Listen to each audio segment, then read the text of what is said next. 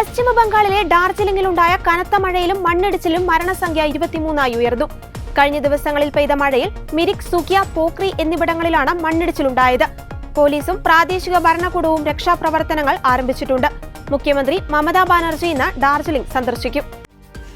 ഡാർജിലിംഗിലെ മണ്ണിടിച്ചിലിൽ അനേകം ആളുകളുടെ ജീവൻ നഷ്ടപ്പെട്ട സംഭവത്തിൽ താൻ അങ്ങേയറ്റം ദുഃഖിതനാണെന്ന് പ്രധാനമന്ത്രി നരേന്ദ്രമോദി പ്രതികരിച്ചു.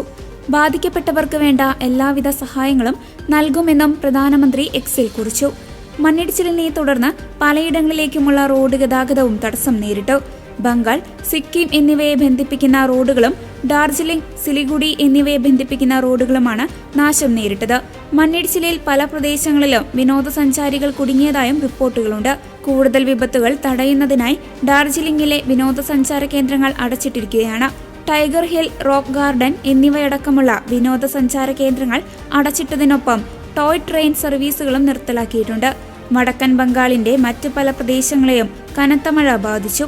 പലയിടങ്ങളിലും കനത്ത മഴയിൽ വെള്ളക്കെട്ട് രൂപപ്പെട്ടു. വരും ദിവസങ്ങളിൽ പെയ്യുന്ന കനത്ത മഴയിൽ വടക്കൻ ബംഗാളിൽ മിന്നൽ പ്രളയ സാധ്യതയ്ക്കുള്ള മുന്നറിയിപ്പും അധികൃതർ നൽകിയിട്ടുണ്ട്. പ്രദേശവാസികളോടും വിനോദസഞ്ചാരികളോടും ജാഗ്രത പാലിക്കാൻ അധികൃതർ പ്രത്യേക നിർദ്ദേശം നൽകിയിട്ടുണ്ട്. കനത്ത മഴയെ തുടർന്നുണ്ടായ നാശനഷ്ടങ്ങളിൽ ഡാർജിലിംഗ് MP രാജു ബിസ്ത ആശങ്ക പ്രകടിപ്പിച്ചു.